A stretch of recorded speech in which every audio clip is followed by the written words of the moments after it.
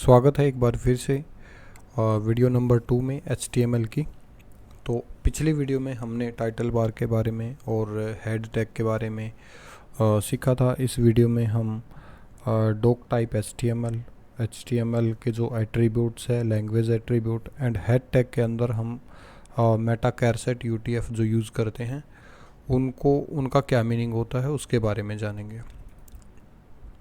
देखिए, this is the programme. इस programme के ज़रिए ही हम इसको अंडरस्टैंड करेंगे। सबसे पहले आपको देखना है प्रोग्राम को ध्यान से।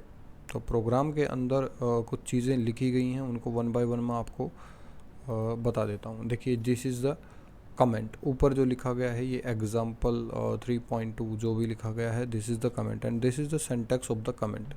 ये कमेंट का सेंटेक्स है। सेंटेक्स का मतलब क्या होता है? सेंटेक्स का मतलब होता है कि कमेंट को लिखने के लिए आप इस सेंटेक्स का यूज़ करेंगे। मतलब पहले ये वाला सेंटेक्स और कमेंट के बाद ये वाला सेंटेक्स, इसके बीच में जो भी आप लिख रहे हैं that is a comment. That is not renderable code. वो रेंडर नहीं होगा, वो आपके वेब पेज पे डिस्प्ले नहीं होगा। तो कोई भी चीज़ जिसको आप कमेंट बनाना चाहते हैं तो उसको इन जो ये सिंबल्स हैं, इन सिंबल्स के बीच में आप लिखेंगे। ये सिंबल कीबोर्ड से आप क्रिएट कर सकते हैं। नेक्स्ट आ जाता है भाई doctype HTML। Doctype HTML का मतलब क्या? Doctype means it is a type of document and it shows that you are using the HTML version 5। अब HTML के जो वर्जन्स हैं वो अलग अलग हो सकते हैं। तो ये वर्जन 5 आप यूज़ कर रहे हैं, तो वर्जन 5 यूज़ कर रहे हैं, तो इसके लिए आप डॉक टाइप इसमें इस तरीके से आप लगाएंगे। पहले ये वाला सिंबल एक्सक्लामेटरी जो सिंबल है लगता है, उसके बाद डॉक टाइप, उसके बाद HTML आप लिखेंगे अगर आप HTML 5 का वर्जन यूज़ कर रहे हैं तो। नेक्स्ट है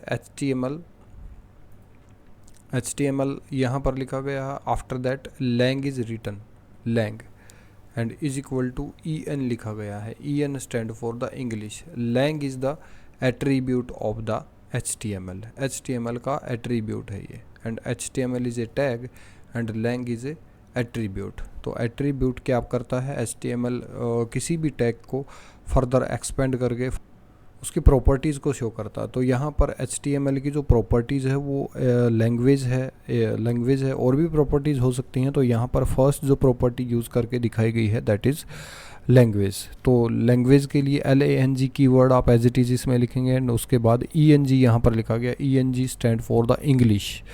मतलब HTML की जो लैंग्वेज होगी, जो वेब पेज आप क्रिएट करेंगे उसकी लैंग्वेज है वो इंग्लिश होगी। अब यहाँ पर देखिए, इंग्लिश के अलावा लैंग्वेज की जो वैल्यू हो सकती है वो क्या हो सकती है? स्पेनिश के लिए ES जो कोड है वो यूज़ किया जाता है। फ्रेंच के लिए FR यूज़ किया जाता है एंड जर्मन के लिए DE यूज़ किया जाता है। तो ये बहुत सारे कोड्स हैं जो बुक में भी दिए हुए हैं। आप बुक में से कुछ जो मेन जो कोड्स हैं जो यूजेबल हैं उनको आप एज एन एट्रीब्यूट लर्न कर सकते हैं। उसके बाद आ जाता है भाई मेटा कैरसेट, जो जिसको हेड सेक्शन के अंदर ही आप यूज़ करेंगे। मेटा कैरसेट क्या होता है? मेटा कैरसेट होता है it is a type of character set. जो करेक्टर सेट, मेटा कीवर्ड आप एज इट इज़ यूज़ करेंगे, उसके बाद कैरसेट आप यूज़ करेंगे। Charset is the attribute of the meta tag का एट्रीब्यूट है। उसके बाद इसमें जो वैल्यू यूज़ की गई है दैट इज़ UTF/8। इसको एज इट इज़ आप लर्न कर लेंगे और इसको एज इट इज़ इसमें HTML के जो प्रोग्राम में है आप यूज़ कर सकते हैं।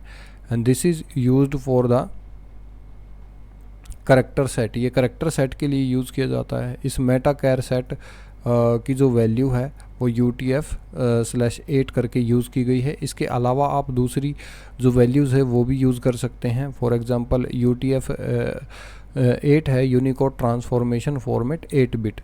It is a universal character set that can represent almost all the characters. ये सभी करेक्टर, ऑलमोस्ट सभी करेक्टर्स को आपके वेब पेज पे शो करने के लिए एलिजिबल है। सो इसको ही यूज़ किया जाता है generally. This is very famous. Generally इसी को लोग जो है यूज़ करते हैं और वो क्या करती है, वो सारे के सारे करेक्टर्स को आपके वेब पेज पे शो करने के लिए एप्लीकेबल है। उसके अलावा आप ये वाला जो कोड है इस UTF-08 की जगह पर दूसरी भी वैल्यूज़ आप यूज़ कर सकते हैं, बट वो वैल्यूज़ यूज़ करने की बजाय आप इसी को यूज़ करेंगे क्योंकि यही ज़्यादा फेमस है आजकल। HTML4 में ये वाली ISO/8859/1 ये वाली जो वैल्यू है ये HTML4 के लिए यूज़ की जा सकती है।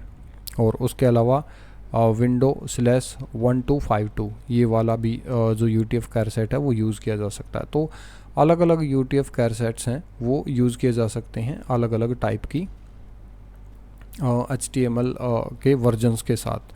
तो यहाँ पर हमने UTF के बारे में जाना, यहाँ पर हमने लैंग्वेज एट्रीब्यूट के बारे में जाना।